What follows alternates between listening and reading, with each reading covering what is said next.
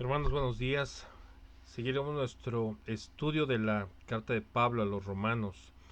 Y les pido que abran sus Biblias en el capítulo 3 de la carta a los romanos, página 1153, los que tienen la Biblia NBLA. Leeremos el pasaje completo del versículo 1 al versículo 20, pero haremos una división en la prédica sobre el versículo 1 al 8 y después del 9 al 20. Romanos 3, 1, 20. Pero, ¿qué ventaja tiene el judío? Y dice así la palabra de Dios. ¿Cuál es entonces la ventaja del judío? ¿O cuál el beneficio de la circuncisión? Grande en todo sentido.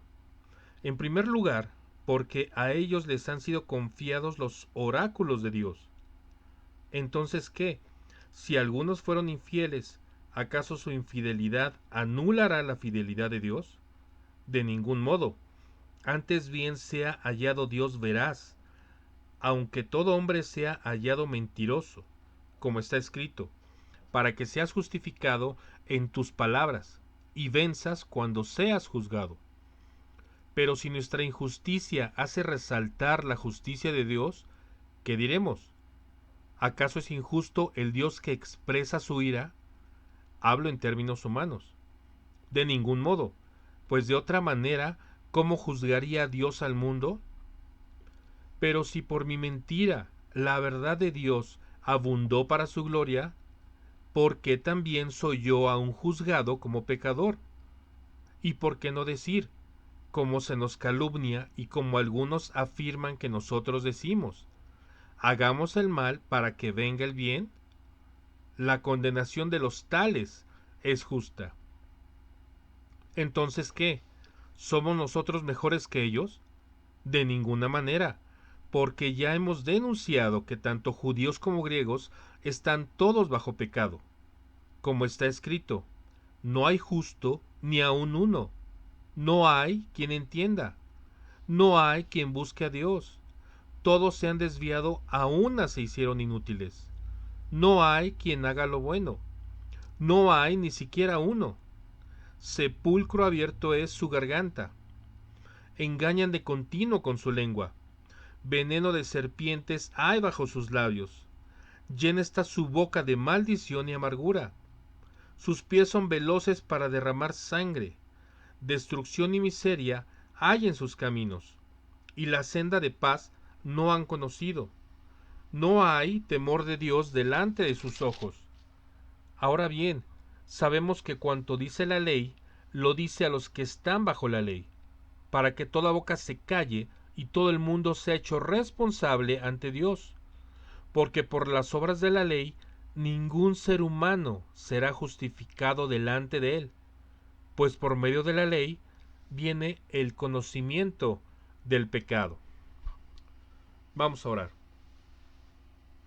Señor, te doy gracias por tu palabra, Señor. Gracias por estos hermanos y esta comunidad de fe que estamos reunidos aquí, Señor, para aprender de tu palabra. Sabemos que habrá pasajes que sean para nosotros confusos, Señor, pero te pedimos entendimiento y sabiduría y que tengamos abiertos siempre nuestros oídos y nuestra mente para poder llenarnos de tu palabra y aplicarla también así en nuestras vidas en todo momento. Siempre para tu honra y gloria, nos ponemos en tus manos en nombre de tu Hijo Jesucristo. Amén y amén. Recordad que cada uno de nosotros siempre hemos tenido miedo a hacer determinadas cosas. Cosas que aunque nos convienen, nos da miedo hacerlas porque se nos hacen complicadas, porque no nos creemos con la suficiente capacidad de hacerlas, porque tenemos temor de hacernos daño o tenemos temor de hacer el ridículo, temor a la crítica, del qué dirán, de no hacer un buen papel, pero ese miedo, ese temor se nos va quitando poco a poco cuando nos empezamos a atrever a hacer eso que nosotros tenemos miedo. Y estos son procesos, pero estos son procesos siempre de manera individual.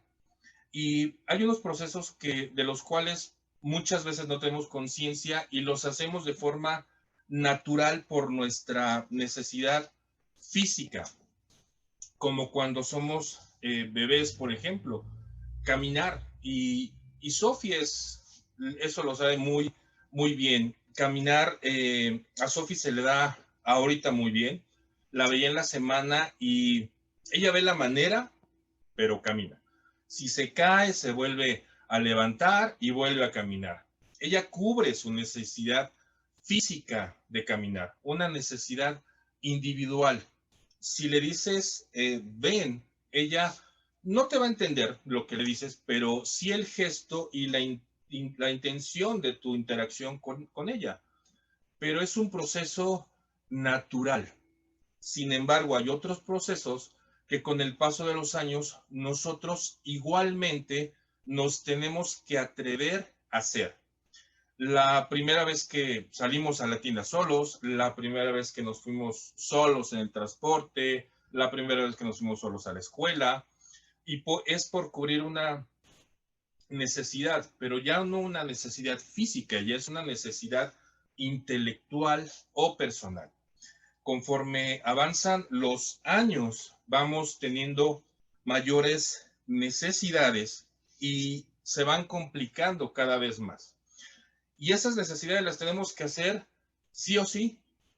Y recordaba cuando trabajaba en un banco y me dieron una gerencia eh, de un lugar que estaba bastante alejado de mi casa, por lo que tenía que comprarme un automóvil. Pero ese no era el problema. El auto era lo de menos. El verdadero problema para mí era manejar. Yo tenía 27 o 28 años y no sabía manejar. Y recuerdo que me decían que los más fáciles de manejar, los autos más fáciles de manejar eran los automáticos. Así que me compré un automático y así pude empezar a manejar con mucho miedo, pero era lo más fácil. El estándar era para mí complicado porque yo estaba casi seguro que no podría manejar poniendo atención a la velocidad, el embrague, el volante, el camino, los otros autos, etcétera. Pero gracias a Dios, poco a poco fui aprendiendo porque mi necesidad de trabajar era más que mi miedo a aprender. Y hoy es la tercera cosa que más disfruto, manejar. La primera cosa es estudiar la palabra de Dios estando con Él y la segunda es estar con mi esposa. Pero así muchas veces nos da miedo lo complicado. Preferimos que las cosas sean fáciles, lo que no nos cueste trabajo entender ni hacer. Nos da flojera el cansancio mental. ¿Y por qué les digo esto? Porque en este fragmento de esta carta a los romanos, muchos estudiosos dicen que es un pasaje complicado. Sin embargo, sabemos que el entendimiento viene por parte del Espíritu Santo y en él descansamos. Por lo que, como siempre, vamos a poner mucha atención para que esta palabra de Dios tenga un buen nido en nuestros corazones y florezca siempre para la gloria de Dios.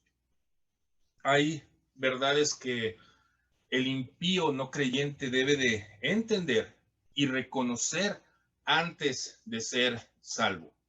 En este estudio, en estos primeros 20 versículos de Romanos capítulo 3, Pablo nos muestra 4 excusas de un pecador. Y luego nos muestra una descripción del comportamiento del pecador. Así es como Dios ve al impío.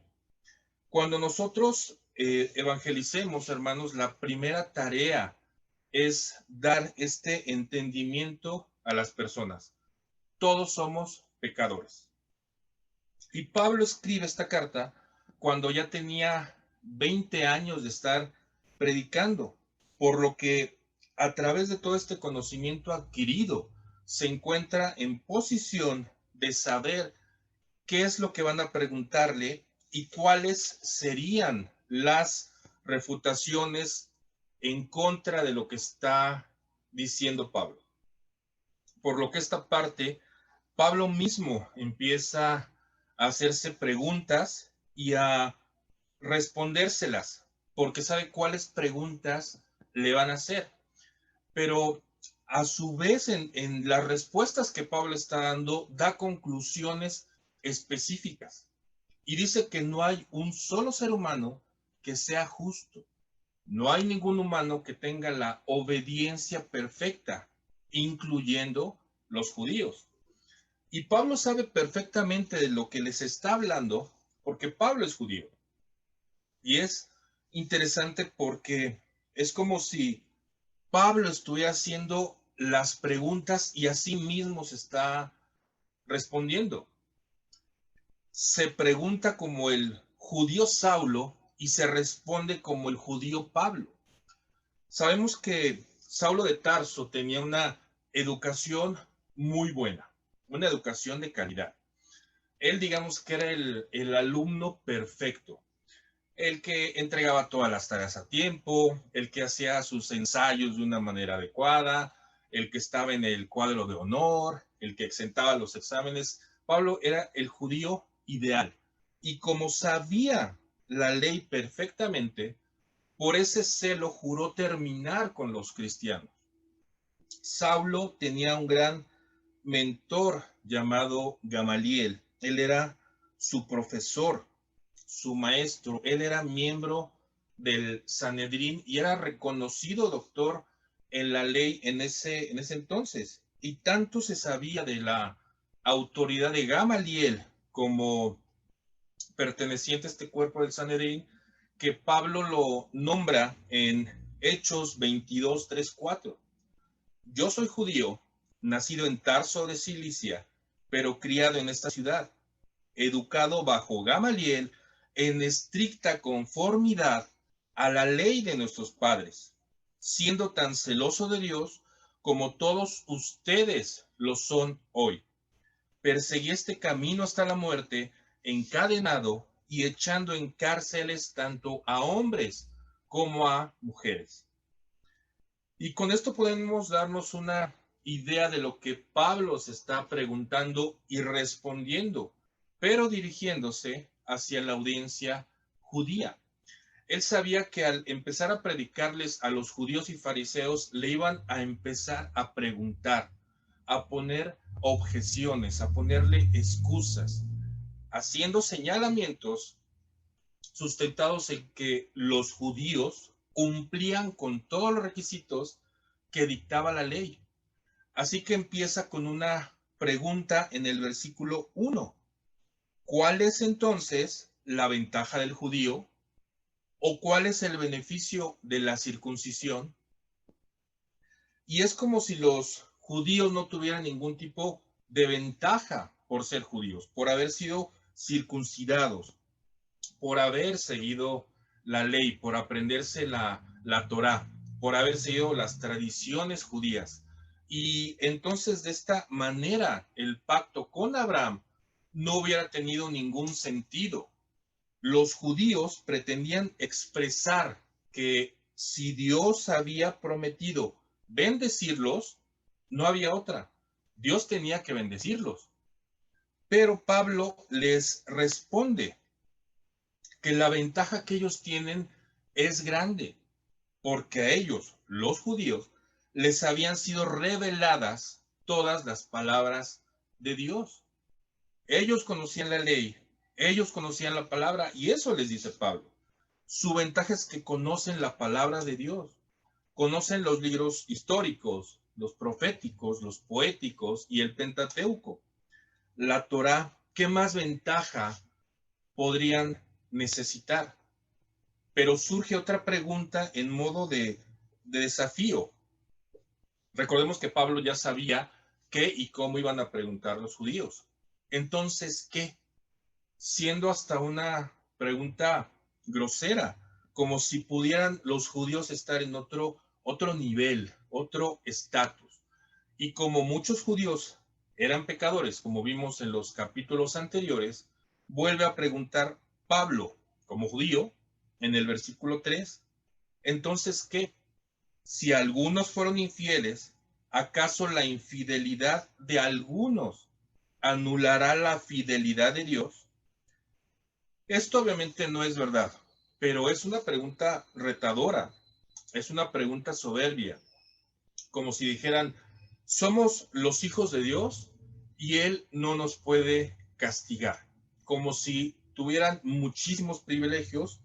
Y recordé que el mes pasado estábamos, el pastor Miguel y yo, en un curso acerca de la teología del pacto y hacían una analogía parecida sobre el pueblo de Dios, en el que los creyentes rescatados, restaurados, estaban en un proceso de santificación debido a que tenían una fe genuina en Cristo.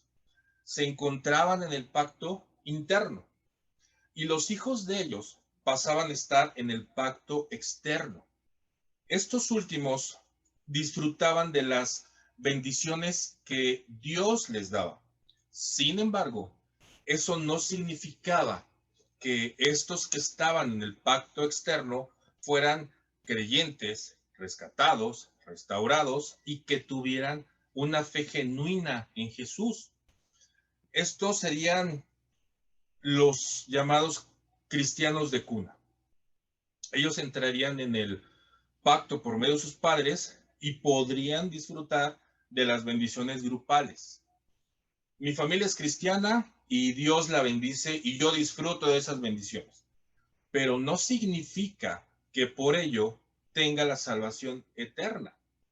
Tengo la bendición grupal, pero pudiera ser que si no me arrepiento y no tengo fe en el Hijo de Dios, me haga acreedor a la maldición individual. Estos serían los infieles, pero no por estos se anula la fidelidad de Dios. Y Dios sigue diciendo la verdad, la veracidad de Dios, porque, y lo dice, todos los hombres son mentirosos, porque la fidelidad de Dios no depende de la fidelidad humana, simplemente porque Dios en todo momento es fiel. Y vemos aquí otra objeción en la conversación que habla Pablo diciendo en el versículo 5. Pero si nuestra injusticia hace resaltar la justicia de Dios, ¿qué diremos? ¿Acaso es injusto el Dios que expresa su ira? Hablo en términos humanos. Pablo habla como hombre. Y esta parte nos dice que no podría ser que siendo los judíos pecadores, entonces, ¿cómo podría ser Dios capaz de descargar su ira contra ellos si precisamente los pecados son los que demuestran la gloria de Dios? ¿Por qué Dios los va a castigar? Versículos 7 y 8. Pero si por mi mentira la verdad de Dios abundó para su gloria, ¿por qué también soy yo aún juzgado como pecador? ¿Y por qué no decir, como se nos calumnia y como algunos afirman que nosotros decimos, hagamos el mal para que venga el bien? La condenación de los tales es justa. Y este juego de palabras quizás nos confunda porque el sentido que el Pablo judío da es como si él reclamara que una mentira que es para bien, ¿por qué entonces él sigue siendo juzgado como pecador? Y este es el argumento que muchos podrían tener al decir, pues si Dios perdona a los pecadores, entonces mientras más grande es el pecado, más grande va a ser la misericordia de Dios. Pero también vemos aquí a los judíos que ellos tenían la ley. Y si no seguían la ley y pecaban a pesar de que conocían la ley, entonces era mucho más grande el pecado de omisión. Y ese era el argumento en contra. De alguna manera es como decir, pues entonces puedo pecar todo lo que yo quiera porque finalmente el perdón de Dios, como es por gracia, y Cristo recibió el castigo de todos los pecados, pues vamos a pecar. Así el perdón de Dios va a ser más grande y se glorifica más. Pero, pero no es así. Dios nos llama a una vida de obediencia, porque conocemos su palabra y la palabra de Dios nos hace ser más obedientes y poder glorificar más a Dios a través de que olvidemos nuestros pecados, porque Dios a través de esa obediencia nos santifica más cada día. Y esto es sin contar la enorme maldición que nosotros traemos a nosotros mismos por pecar, por fomentar el pecado y aún más por permitir el pecado. Pues lo vimos en el versículo 32 del capítulo 1 de esta carta a los romanos. Recordemos que dice, ellos, aunque conocen el decreto de Dios, la ley, que los que practican tales cosas son dignos de muerte. No solo las hacen, sino que también dan su aprobación a los que las practican. Pablo termina diciendo que la condenación de quien dice eso es justa, porque saben que son palabras tan sin sentido. Es una pregunta simple, una pregunta tan vana que cae pues en lo ridículo, en lo absurdo. ¿Cómo dicen? Pues hagamos todo el mal para que venga el bien. Los que piensan así ya tienen su juicio justo. A esos su condenación es totalmente merecida. ¿Para qué vamos a lavar nuestra ropa si se va a ensuciar de todas maneras? ¿Para qué lavamos los trastes si de todas maneras podemos servir la comida diaria ahí? Total, se van a ensuciar de nuevo. Así de absurda es esa pregunta que se hace Pablo. Esta semana hablábamos mi esposa y yo con una vecina y le saqueamos una taza con un versículo, Juan 14:6. Yo soy el camino, la verdad y la vida. Nadie viene al Padre sino por mí.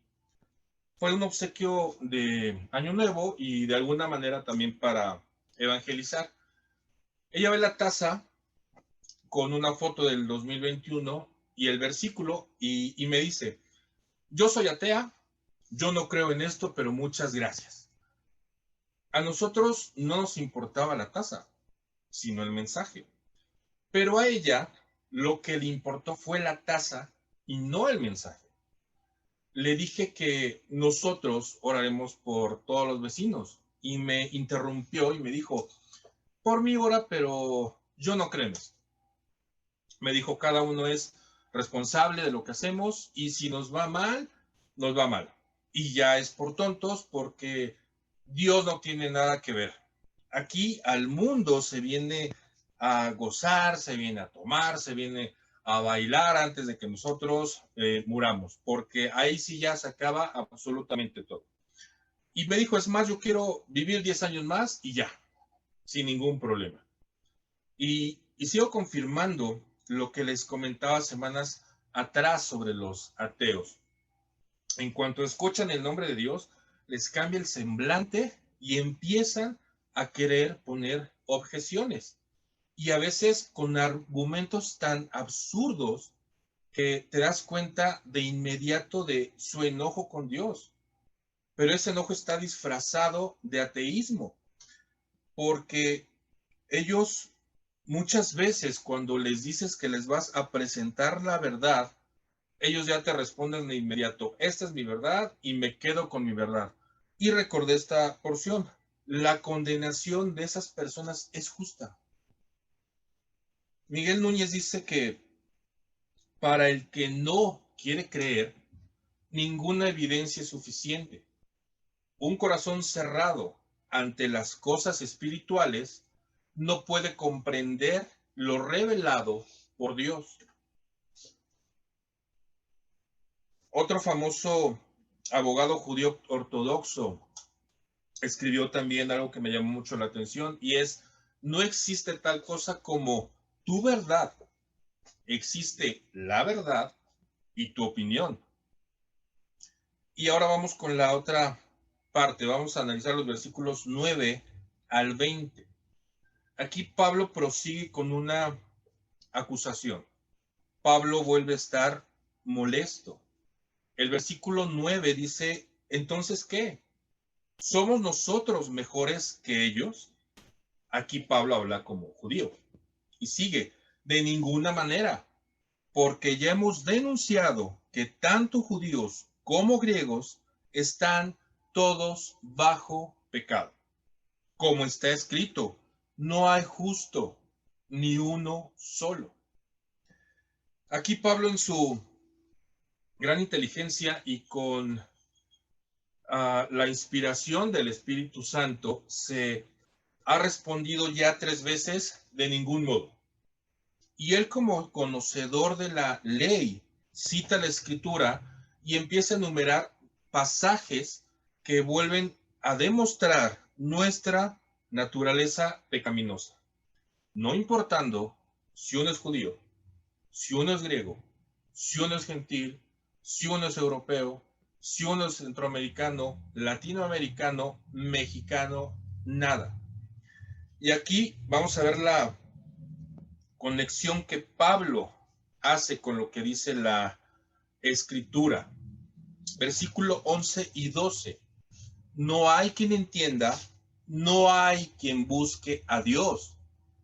Todos se han desviado, a unas se hicieron inútiles. No hay quien haga lo bueno, no hay ni siquiera uno. Salmo 14, 1, 3. El necio ha dicho en su corazón, no hay Dios. Todos se han corrompido, han cometido hechos abominables. No hay quien haga el bien. El Señor ha mirado desde los cielos sobre los hijos de los hombres para ver si hay alguien que entienda, alguien que busque a Dios. Pero todos se han desviado, a una se han corrompido. No hay quien haga el bien, no hay ni siquiera uno. Versículo 13. Sepulcro abierto es su garganta, engañan de continuo con su lengua. Veneno de serpientes hay bajo sus labios. Salmo 5, 9. Porque no hay sinceridad en lo que dicen. Destrucción son sus entrañas. Sepulcro abierto es su garganta. Con su lengua hablan lisonjas. Versículo 14. Llena está su boca de maldición y amargura. Salmos 17.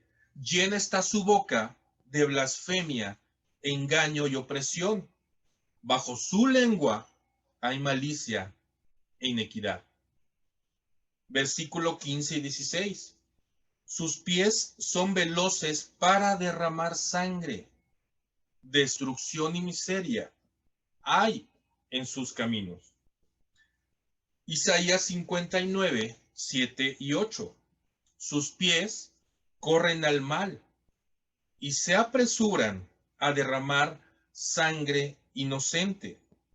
Sus pensamientos son pensamientos de inequidad, desolación y destrucción hay en sus caminos. Versículo 17 y 18. Y la senda de paz no han conocido. No hay temor de Dios delante de sus ojos. Salmo 36, 1. La transgresión habla al impío dentro de su corazón. No hay temor de Dios delante de sus ojos. ¿Ven la manera tan grande que Pablo les habla citando la escritura? Cita al rey David, al salmista, para que no se tenga ninguna excusa. Pablo dice David dice en los salmos que no hay justo ni uno solo. Y Pablo lo dice y Dios lo ratifica.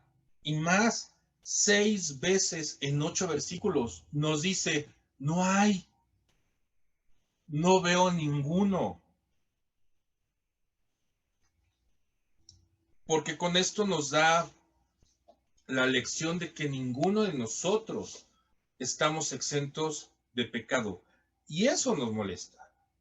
Por más que nosotros tratemos de ser perfectos, de alguna manera, por mínima que sea, siempre tendremos un pecado delante de los ojos de Dios. Por lo que nosotros tenemos que arrepentirnos y tener fe en Cristo. Y es como si Pablo les dijera, no se enojen conmigo, porque esto que habló David e Isaías fue por inspiración del Espíritu Santo. Y esto que digo es por inspiración también del Espíritu Santo. Es Dios hablando. No hay quien entienda, porque no quieren entender. No hay quien busque a Dios, porque prefieren buscar las cosas del mundo.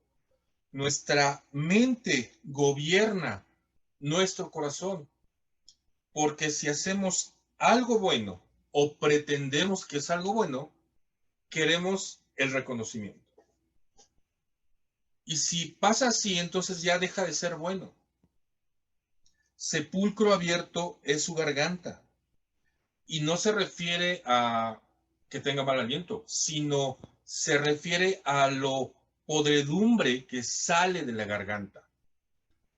Hablar mal de los demás, chismes, habladurías, mentiras. La lengua engaña y se la vive constantemente mintiendo. Pero también es al revés.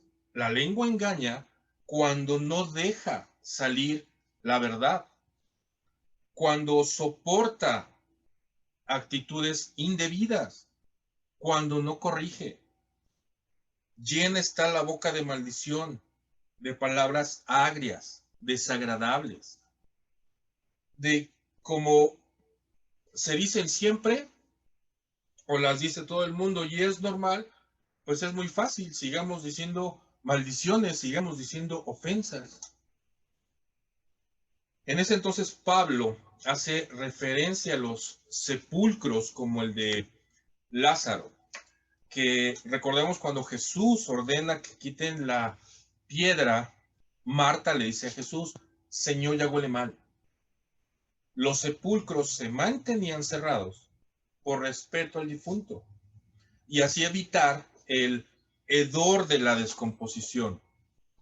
Y así como una tumba no cerrada permite que quienes pasen vean y huelan lo que contiene, la garganta de un hombre no regenerado, impío y no creyente se abre para decir las palabras inmundas y fétidas que salen de ella, y con lo cual revela la putrefacción de su propio corazón.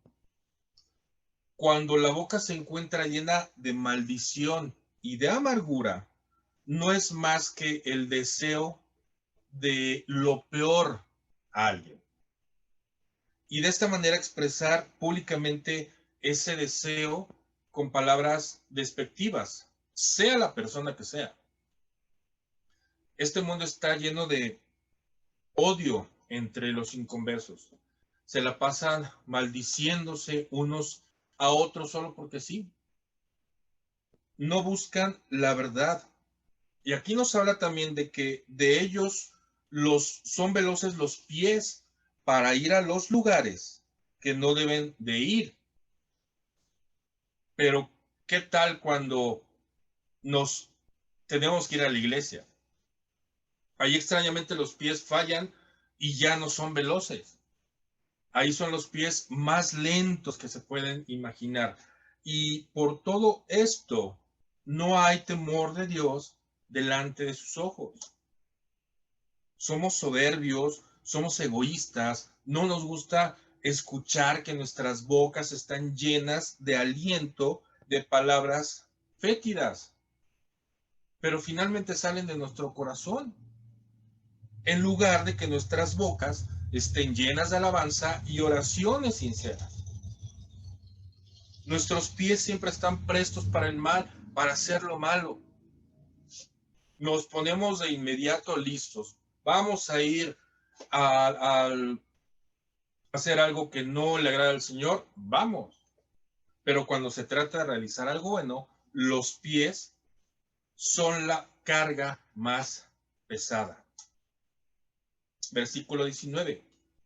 Ahora bien, sabemos que cuanto dice la ley, lo dice a los que están bajo la ley, para que toda boca se calle y todo el mundo sea hecho responsable ante Dios. Porque por las obras de la ley, ningún ser humano será justificado delante de él, pues por medio de la ley viene el conocimiento del pecado. Aquí Pablo nos dice que efectivamente estamos nosotros siendo advertidos acerca de lo que Dios ha escrito y cuáles son sus estatutos y cuál es la ley. Las reglas están puestas. La palabra de Dios está expuesta para decirnos en la ley lo que no se puede hacer y lo que no puede hacer la ley. Ayer en el curso que nos da el pastor sobre la perspectiva general del Nuevo Testamento, analizaba el libro de Éxodo y nos presentaba la pregunta sobre el por qué Dios decide dar por escrito la ley. Él tenía hombres fieles que había escogido a pesar de cómo eran, a pesar de sus defectos internos y también a pesar de sus defectos físicos. Dios decide usarlos. Pero hasta ese momento las enseñanzas de Dios se pasaban de boca en boca.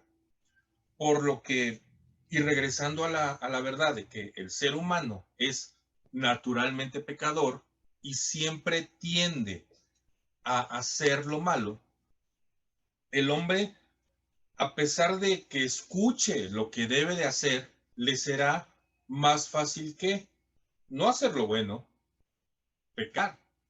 Y por eso decide establecer la ley para que quede escrita. Y que de este modo, en el caso de que algún ser humano se pueda autodenominar que ha sido bueno, Dios tenga su palabra que ha dejado escrita y le pueda decir, pues en mis registros veo que incumpliste con la ley que te dejé escrita. Y en este caso, no hay ningún tipo de prueba que tú puedas presentar a tu favor, porque te estoy demostrando que eres pecador. Aunque Dios en su voluntad no tiene de ninguna manera por qué rendirnos cuentas sobre lo que Él hace, deja de hacer, por qué condena o por qué salva, por qué hace o por qué deja de hacer. Si Él te dice en el juicio final que fuiste pecador y te enumera la lista, no hay más, eres pecador. La ley nos indica nuestra impotente esclavitud al pecado. Nosotros como cristianos debemos de entender que ningún esfuerzo humano conseguirá de ninguna manera llegar a una relación con Dios si no es a través del sacrificio que hizo por nosotros Jesucristo para la salvación de todos nosotros. Y ahora tenemos 5 aplicaciones para este pasaje. Aplicación número 1. Tu necesidad personal te hará buscar a Dios. No porque tu familia sea cristiana, no porque tu esposa sea cristiana, tu esposo, tu novio, eso no significa que tú seas salvo. Tú te tienes que arrepentir y tener fe en quien fue molido por nuestros pecados. Tienes que tener siempre la vista puesta en Jesús, en el ser más maravilloso del universo, porque Él es el único que hizo algo por ti, aunque tú no lo quisieras, y fue pagar tus pecados. Este camino es individual y juntos, los que somos individuales, formamos el cuerpo de Cristo como cada uno de sus miembros. No te atrevas a pensar por un momento que aunque tú no asistas a la iglesia, ni hagas tu devocional, ni tu estudio bíblico, y dejes de ofrendar, otra persona lo puede hacer por ti y decir, ya está solucionado. Hoy no tenía ganas de ir, pero mi esposa o mi esposo fue, y con uno de los dos es más que suficiente. Yo me espero la otra semana. Nadie puede hacer tu tarea, porque tu calificación en el juicio final podría ser no aprobado. Tu necesidad personal de buscar a Dios como pecador debe ser todos los días. Y aparte debe ser por el resto de tu vida. No creas que porque te bautizaste hace 5, 10, 15, 20 años y ya te alejaste de Dios, aún sigue siendo parte de su familia. Y de alguna manera, pues ya la liberaste, ¿no? Cómo pensaban los judíos. Esa era la manera de pensar de los judíos.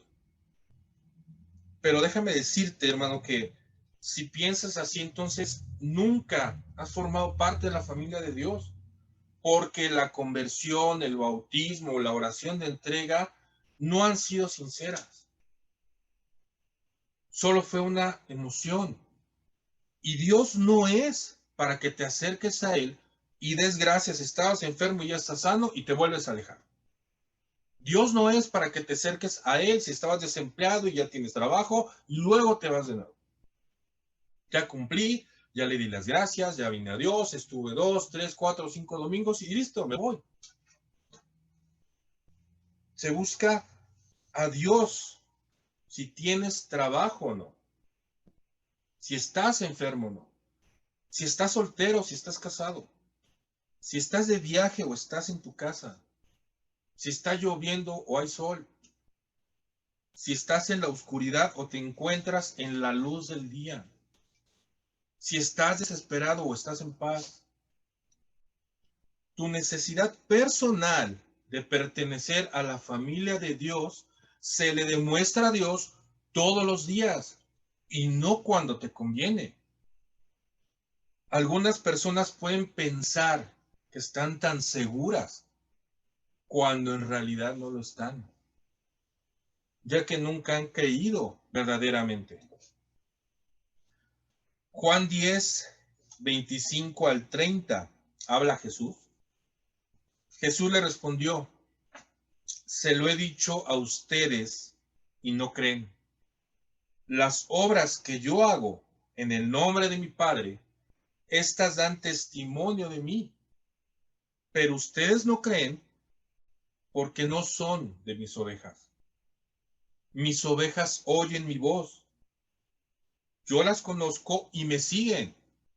Yo les doy vida eterna y jamás perecerán, y nadie las arrebatará de mi mano. Mi Padre que me las dio es mayor que todos, y nadie me las puede arrebatar de la mano del Padre. Yo y el Padre somos uno. Aplicación número 2. Dios fue fiel, Dios es fiel y siempre será fiel. Tú no tienes que preocuparte por la fidelidad de Dios ni hacia ti, ni hacia tu familia, ni hacia los demás. Nuestro deber es permanecer fieles a Dios, porque Él en su voluntad se encargará de darnos la fidelidad que nosotros nos hayamos ganado. No es que ganemos la del vecino, no es que ganemos la del papá, la de nuestro hermano. Ya llené mi vaso de fidelidad a Dios y ahora le ayudo a ser fiel a mi esposa. Dios va a cumplir sus promesas de esa manera. Dios es fiel en todo momento. Cuando nos rebelamos, o cuando nos desviamos. Él es fiel cuando nos disciplina. Y cuando nosotros somos obedientes, tenemos fe en sus promesas, en su Hijo Jesús, Dios es fiel en bendecirnos. Dios es fiel cuando salva. Dios es fiel cuando promete. Dios es fiel cuando recompensa. Dios es fiel cuando bendice. Pero también es fiel cuando castiga. Fiel cuando maldice. Fiel cuando desata su ira. Fiel cuando condena. Y de cada uno de nosotros depende de qué lado queremos estar en la fidelidad de Dios hacia nosotros. Número 3, la justicia de Dios nunca es injusta. No pretendas exigir a Dios algo que no debes. Si tú piensas que lo que te pasa siempre es culpa de Dios, como creyente y en obediencia, ni siquiera deberías de cuestionar a Dios. Te va a pasar por la mente, ¿acaso cuestionar a Dios? El que puedas ejercer algún reclamo en justificación a las buenas obras que según tu entendimiento haces. ¿O acaso tu justicia crees que pueda ser justificada con buenas obras para borrar las malas obras que has hecho? ¿De qué te serviría? Porque al final lo que estás haciendo es sacar tierra de un agujero para tapar otro agujero. Y esta justificación no va a ser suficiente para presentarse ante Dios como justo. Porque toda buena obra, si es que tienes una fe en Cristo Jesús, se realiza de manera automática por la regeneración que el Espíritu Santo hace en ti. No es por hacer buenas obras el que nosotros pretendamos que nos sean contadas para eliminar las malas obras. Porque si es así, entonces nosotros no somos unos buenos creyentes ni tenemos fe en Cristo. Porque entonces nos movemos por miedo a perder algo que no tenemos y que no nos hemos ganado. Génesis 18, 29, 33 dice: Abraham le habló de nuevo. Tal vez se hallen allí 40. Y él respondió: No lo haré por consideración a los 40. Entonces Abraham le dijo: No se enoje ahora el Señor, y hablaré. Tal vez se hallen allí 30. No lo haré si hallo allí 30. Respondió el Señor. Y Abraham dijo: Ahora me he atrevido a hablar al Señor.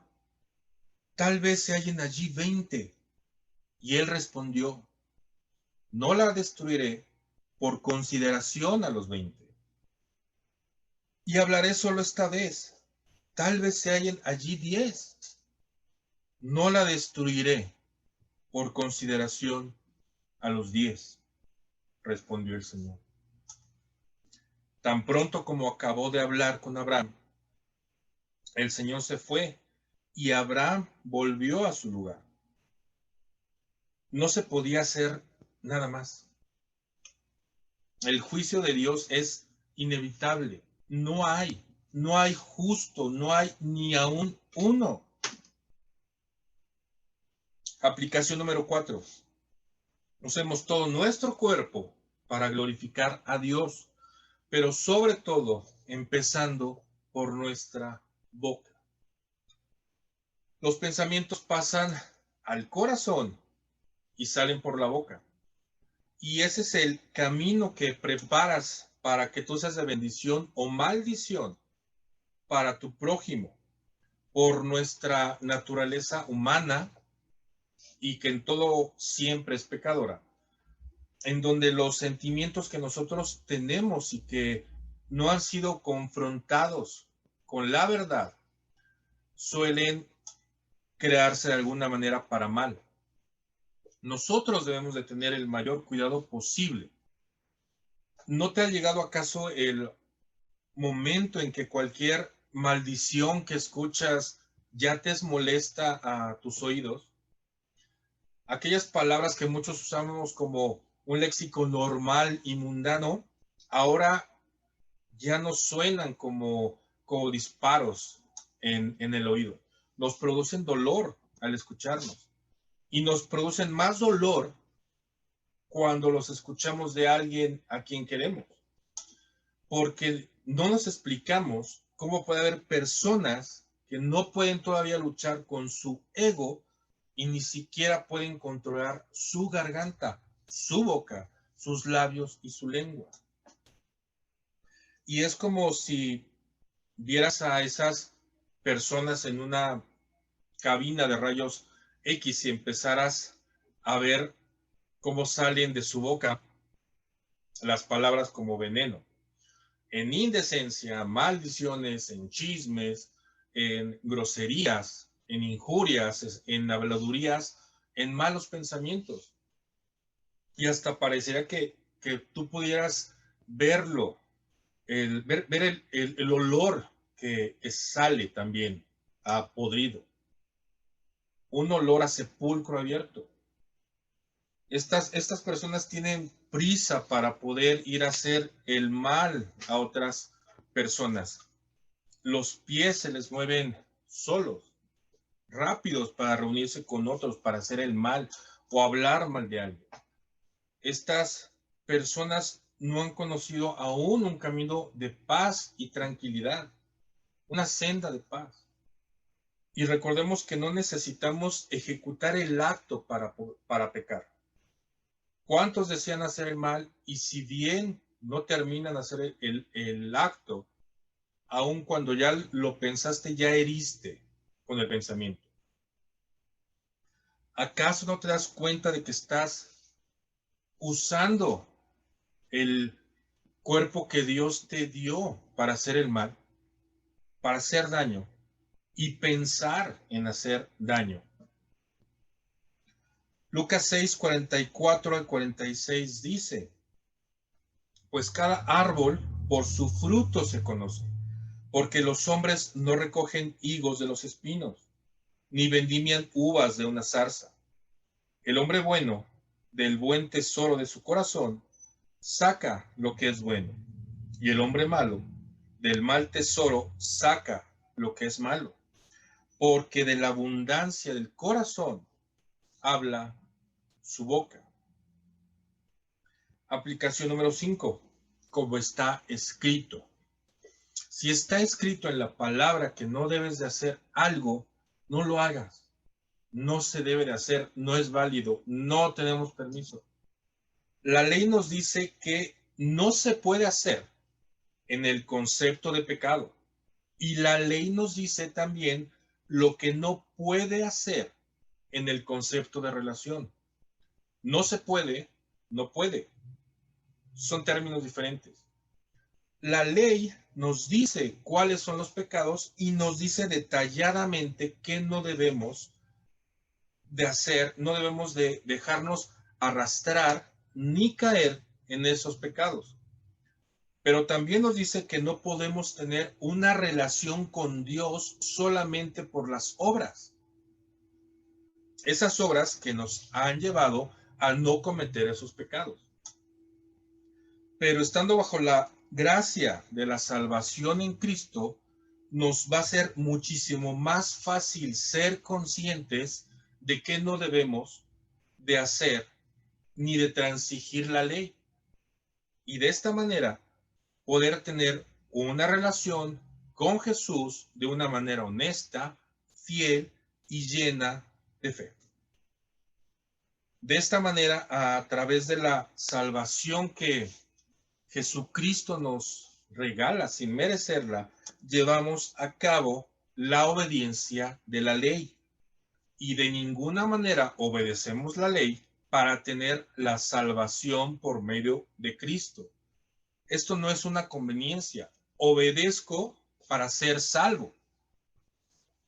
Y esto, hermanos, es muy importante. Yo obedezco porque soy salvo por medio de Jesús. Gálatas 3, 10, 12 dice, porque todos los que son de las obras de la ley están bajo maldición, pues escrito está, maldito todo el que no permanece en todas las cosas escritas en el libro de la ley para hacerlas, y que nadie es justificado ante Dios por la ley es evidente, porque el justo vivirá por la fe. Sin embargo, la ley no se basa en la fe, al contrario, el que las hace vivirá por ellas. Nosotros, hermanos, tenemos un Dios de esperanza, de fe. Nuestra fe está en Dios. Pidamos y roguemos en todo momento a Él que nos dé la confianza, que nos dé la sabiduría para poder seguir su palabra, para poder cumplir sus mandamientos a través de la salvación que nuestro Señor Jesucristo nos dio, nos regaló sin que nosotros en ningún momento la mereciéramos. Vamos a orar. Amado Padre, te damos infinitas gracias por este tiempo, Señor, y te pedimos, Señor, nos des sabiduría para que esta palabra, Señor, sea sembrada en los corazones de quienes escuchen este mensaje, Señor, tu mensaje. Permítenos, Señor, tener un buen fin de semana, Señor, y que nuestras actividades sean de bendición, Señor, para todas aquellas personas, Señor, que nos pongas en nuestro camino, Señor. Nos ponemos en tus manos, Señor, y te damos gracias, Señor. Amén y amén.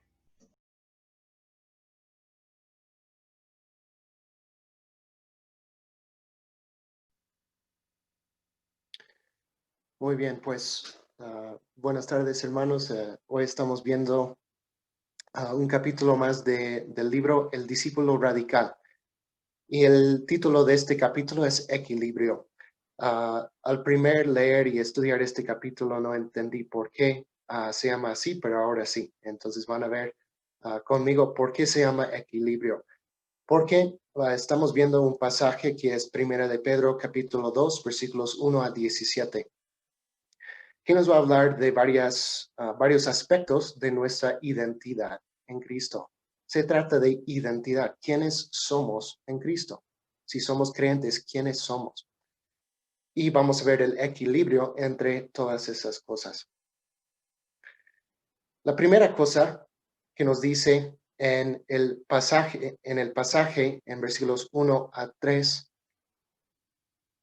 nos habla de nuestra primera identidad, que es bebés recién nacidos. Pero primero quiero mencionar por qué es importante entender nuestra identidad. Se dijo una vez, un rey dijo a su hijo, querido hijo, debes recordar siempre quién eres, porque si recuerdas tu identidad, te comportarás en coherencia. Es importante que entendamos nuestra identidad, quiénes somos en Cristo, para poder comportarnos de la manera correcta. Como el pastor también tengo una meta de leer muchos libros este año y el primer libro que apenas acabé hace 2 días se trata de los hábitos, cómo formar los hábitos o para pues mejorar los hábitos en nuestras vidas. Y me interesó mucho lo que dijo al principio del libro, que tiene mucho que ver con nuestra identidad o lo que creemos o pensamos que somos. Si pensamos que somos algo o algún tipo de persona, vamos a actuar de acuerdo con esa identidad o ese pensamiento. Entonces es muy importante tener un pensamiento, una creencia correcta acerca de nuestra identidad para saber cómo debemos vivir. Entonces vamos a entrar ya en el pasaje que es Primera de Pedro, capítulo 2, y vamos a ver esta primera identidad o este primer aspecto de nuestra identidad, que es que somos bebés recién nacidos, que vemos en los versículos 1 a 3.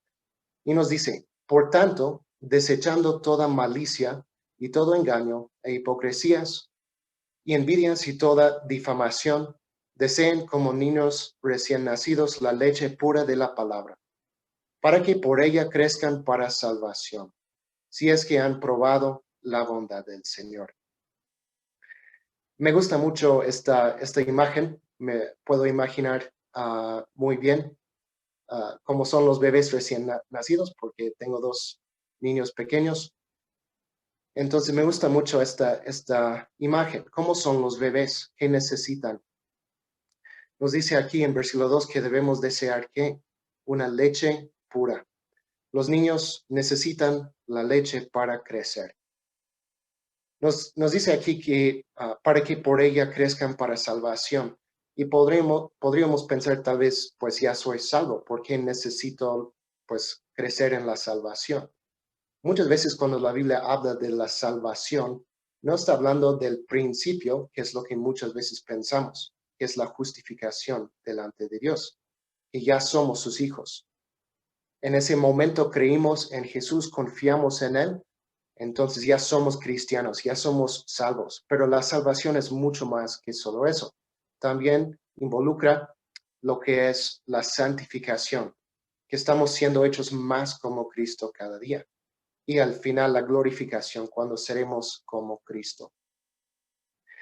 Pero en ese proceso del crecimiento es necesario lo que dice aquí, la leche pura de la palabra. Si leemos el contexto aquí en 1 de Pedro capítulo 1, está hablando Pedro acerca de la palabra de Dios y que fue por medio de esta palabra que estas personas llegaron a conocer a Dios, a tener esta relación salvadora con Dios, a tener esta salvación. Y entonces también es por medio de su palabra que tenemos que seguir creciendo en nuestra salvación. La responsabilidad que vemos aquí de esta identidad, cómo debemos vivir de acuerdo con esta identidad, es que tenemos que crecer en nuestra relación personal con Dios. Cada bebé nace individualmente y somos individuos, aunque también somos un grupo, una iglesia, un pueblo de Dios, que vamos a ver más tarde. Pero somos individuos y tenemos que estar creciendo individualmente. Por eso, como iglesia, como liderazgo, siempre enfatizamos la necesidad de estar leyendo y estudiando personalmente la palabra de Dios. No es suficiente nada más escuchar la palabra en la iglesia. Tenemos que estar estudiando y leyendo personalmente la palabra de Dios para estar creciendo personalmente en nuestra relación con Dios. La siguiente parte de nuestra identidad vemos en los versículos 4 a 5. Es que somos piedras vivas, piedras vivas. Y nos dice esto en los versículos 4 a 5. Y viniendo a él como a una piedra viva, desechada por los hombres, pero escogida y preciosa delante de Dios, también ustedes como piedras vivas sean edificados como casa espiritual. Entonces somos piedras vivas y nos dice aquí al principio del versículo 4 que Cristo mismo es una piedra viva. Él es la base de nuestra fe, de esta casa que está siendo edificada para Dios. Entonces nosotros somos las piedras vivas edificadas sobre Cristo, como una casa espiritual para Dios. Somos estas piedras vivas. Entonces esto nos habla de nuestra responsabilidad de tener comunión con otros creyentes. El pastor ya nos recordó otra vez de la necesidad que tenemos de estar juntos como iglesia. Obviamente durante estos meses, este tiempo ha sido muy difícil eso, pero es una necesidad que tenemos como creyentes, tener una comunión con otros creyentes. Y aquí podemos ver el equilibrio. La primera parte de nuestra identidad que vimos es que tenemos que estar creciendo personalmente, individualmente. Y aquí vemos que tenemos que estar creciendo juntos. No podemos ignorar ninguna parte de eso. Tenemos que crecer personalmente y también estar creciendo juntos. Por eso es tan importante tener comunión como iglesia, tener comunión con otras personas, con otros creyentes. Somos piedras vivas para Dios. El tercer aspecto de nuestra identidad que se menciona en este pasaje es que somos sacerdocio santo, y eso dice al final del versículo 5, que estamos siendo edificados para un sacerdocio santo, para ofrecer sacrificios espirituales aceptables a Dios por medio de Jesucristo. ¿Qué hace un sacerdote? Pues si leemos el Antiguo Testamento ahí por Levítico y todos esos libros del Antiguo Testamento, vemos que los sacerdotes ofrecen sacrificios a Dios, animales, otras cosas, y en otras palabras es para adorar a Dios. Y se nos dice que somos un sacerdocio santo, sacerdocio santo. Nuestra responsabilidad como creyentes es adorar a Dios. Y eso es lo que hacemos cuando nos juntamos, lo estamos haciendo ahora mismo. Estamos adorando juntos a Dios. Por eso nos reunimos los domingos para adorar a Dios, porque somos un sacerdocio santo, ofreciendo este sacrificio de tiempo, de dinero, de todas las cosas, para adorar y servir a Dios. El otro lado de eso es que somos el pueblo de Dios. Hoy cantamos ese canto. Somos el pueblo de Dios y me encanta ese canto, es la verdad. Y eso es lo que nos dice en los versículos 9 y 10. El cuarto aspecto de nuestra identidad es que somos el pueblo de Dios. Nos dice, pero ustedes son linaje escogido, real sacerdocio, nación santa, pueblo adquirido para posesión de Dios, a fin de que anuncien las virtudes de aquel que los llamó de las tinieblas a su luz admirable. Ustedes en otro tiempo no eran pueblo, pero ahora son el pueblo de Dios. No habían recibido misericordia, pero ahora han recibido misericordia. Somos el pueblo de Dios. Y la responsabilidad que va con eso es lo que está ahí en azul, a fin de que anuncien las virtudes de aquel que los llamó.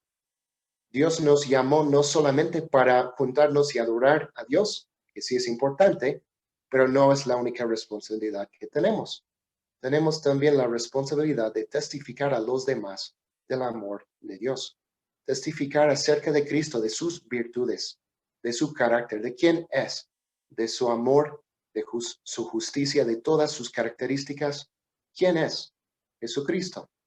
Él es quien nos llamó de las tinieblas a su luz admirable y tenemos que testificar acerca de él.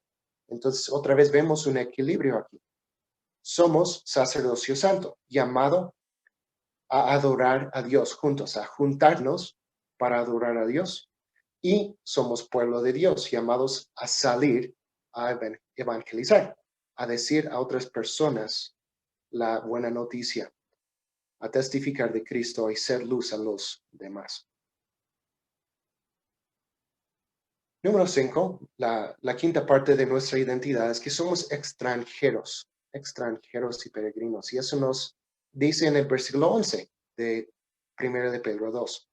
Amados, les ruego como extranjeros y peregrinos que se abstengan de las pasiones carnales que combaten contra el alma. Otra vez es una imagen que puedo imaginar muy fácilmente porque yo soy extranjero aquí en México. Pero no está hablando de ser extranjeros de otro país. Aquí nos está hablando de que somos ciudadanos de pues otro lugar que no es este mundo, que es el cielo. Somos extranjeros aquí en este mundo, no pertenecemos a este mundo. Y por eso tenemos que hacer ¿qué? Tenemos que ser santos. Nos dice aquí que se abstengan de las pasiones carnales que combaten contra el alma. Como extranjeros tenemos que evitar esos pecados, esas pasiones carnales que todo el mundo hace. Y tenemos que buscar una santidad personal. Otra vez es un enfoque para adentro. Y la última parte de nuestra identidad se menciona en los versículos 12 a 17. Solo vamos a leer una parte en los versículos 16 a 17, que nos dice, anden como libres, pero no usen la libertad como pretexto para la maldad, sino empléenla como siervos de Dios. Honren a todos, amen a los hermanos, teman a Dios, honren al Rey. Nos dice aquí que somos siervos de Dios. Y aquí nos está hablando de nuestra responsabilidad en este mundo. Porque vemos en estos versículos las responsabilidades que tenemos con otras personas. Aunque sí somos ciudadanos del cielo y no pertenecemos a este mundo, estamos viviendo en este mundo. Como Jesús dijo, no somos del mundo, pero estamos en el mundo. Entonces, como estamos en el mundo, tenemos que ser buenos ciudadanos. Tenemos responsabilidades con las demás personas alrededor de nosotros. Y en este pasaje nos habla de tener un buen testimonio con las otras personas alrededor de nosotros. Nos dice en versículo 17 que tenemos que honrar a las otras personas, amar a las otras personas y al final ahí honren al rey. Aún tenemos que mostrar ese honor a los que están en autoridad sobre nosotros. Tenemos que ser buenos ciudadanos. Otra vez vemos en ese par un equilibrio en la identidad 5 y la identidad 6, que sí somos ciudadanos del cielo y entonces tenemos que vivir una vida santa, pero también somos siervos de Dios y tenemos que vivir en este mundo con una buena relación con los demás alrededor de nosotros. Entonces, en todas esas cosas vemos un equilibrio. Tenemos un equilibrio en nuestra identidad y nuestras responsabilidades. Y pueden ver tres pares ahí en este pasaje. Vimos primero que somos bebés recién nacidos y que Dios nos llama a crecer personalmente, individualmente. Pero número dos, que somos piedras vivas y estamos llamados a la comunión, a tener ese crecimiento juntos con otros creyentes. No podemos ignorar ninguna parte de eso. Si ignoramos el crecimiento personal y solamente buscamos crecer en la iglesia, estamos mal. Y al revés está también. Si buscamos crecer solamente en la iglesia, pero nunca leemos la Biblia y nunca buscamos crecer personalmente, también estamos mal. En el segundo par, número 3 y 4, ahí somos sacerdotes santos, llamados a la adoración, a juntarnos como iglesia para adorar a Dios. Pero número 4, somos pueblo de Dios llamados a salir a testificar acerca de Cristo. No podemos ignorar ninguna parte de eso. No podemos solamente juntarnos, reunirnos para adorar, sino que también tenemos que dar testimonio y salir y decir a las otras personas la buena noticia. Y el último par, número 5 y 6, somos extranjeros llamados a la santidad personal, pero no vamos a ir a vivir ahí en las montañas. Tenemos que ser siervos de Dios en este mundo y dar un buen testimonio a los demás, ser buenos ciudadanos en donde estamos. Entonces, en todo eso vemos un equilibrio. Y les recuerdo otra vez lo que dije al principio, esta cita de un rey que dijo a su hijo: querido hijo, debes recordar siempre quién eres, porque si recuerdas tu identidad te comportarás en coherencia. Dios quiere que vivamos una vida coherente, que nuestra identidad sea también lo que estamos viviendo en nuestras vidas. Entonces, que Dios nos ayude a tener equilibrio en nuestra identidad, a creer las cosas correctas acerca de quiénes somos y entonces de cumplir con nuestras responsabilidades hacia Dios y hacia los demás. Vamos a orar para terminar este tiempo. Señor, te damos muchas gracias por tu amor, gracias por la salvación que tenemos en Cristo Jesús y gracias por esta enseñanza acerca de quiénes somos, nuestra identidad en Cristo. Pedimos que nos ayudes a creer y pensar correctamente acerca de quiénes somos para poder vivir correctamente también. Pedimos tu ayuda en el nombre de Jesús. Amén.